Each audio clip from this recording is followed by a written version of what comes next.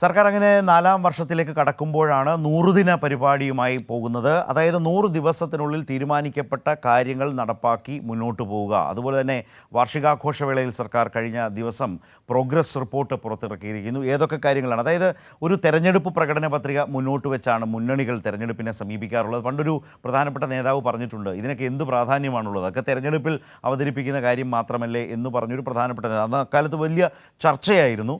അപ്പോൾ ഒരു തെരഞ്ഞെടുപ്പ് പ്രകടന പത്രിക എന്ന് പറയുന്നത് അങ്ങനെ തെരഞ്ഞെടുപ്പിൽ വോട്ട് തേടാനുള്ളൊരു ഉപായം മാത്രമല്ലെന്നും അതിനനുസരിച്ച് സമയബന്ധിതമായി കാര്യങ്ങൾ ചെയ്തു തീർക്കാനുള്ളതാണ് എന്നും വലിയ നിലയിൽ സമൂഹത്തെ ബോധ്യപ്പെടുത്തിയത് ഒന്നാം പിണറായി സർക്കാർ തന്നെയായിരുന്നു. അതിൻ്റെ തുടർച്ചയിൽ രണ്ടാം പിണറായി സർക്കാരും ഓരോ വർഷവും പ്രോഗ്രസ് റിപ്പോർട്ട് ഇറക്കാറുണ്ട്. സ്വാഭാവികമായും പ്രതിപക്ഷത്തിനടക്കം അതിനകത്തെ സർക്കാരിൻ്റെ അവകാശവാദങ്ങളെ അല്ലെങ്കിൽ ചെയ്ത കാര്യങ്ങളെക്കുറിച്ച് പറയുമ്പോൾ അതിനെ ഖണ്ഡിക്കാം, അതിൽ പറയുന്ന കാര്യങ്ങളിൽ പിശകുണ്ടെങ്കിൽ ചൂണ്ടിക്കാട്ടാം. ഏതായാലും അത്തരത്തിലേക്ക് ആ പ്രോഗ്രസ് റിപ്പോർട്ടിലൂടെ ചെയ്ത കാര്യങ്ങൾ അവതരിപ്പിച്ചതിനെ തർക്കിക്കാനോ അല്ലെങ്കിൽ ചോദ്യം ചെയ്യുന്ന നിലയിലേക്കോ വന്നിട്ടില്ല എന്നുള്ളത് വളരെ ശ്രദ്ധേയമായൊരു കാര്യമാണ്. ഇപ്പോഴും ദിവസങ്ങൾക്ക് മുമ്പ് ഞാൻ മുമ്പ് സൂചിപ്പിച്ചതുപോലെ പ്രോഗ്രസ് റിപ്പോർട്ട് ഇറക്കിയിരുന്നു.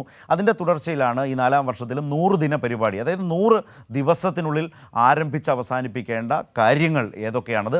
ജൂലൈ 15-ന് ആരംഭിച്ച് അടുത്ത മാസം 15-ന് ആരംഭിച്ച് ഒക്ടോബർ 22-ന് അവസാനിക്കുന്ന തരത്തിലാണ് ഈ 100 ദിവസത്തിനുള്ളിൽ ചെയ്യേണ്ട കാര്യങ്ങൾ തീരുമാനിച്ചിട്ടുള്ളത്.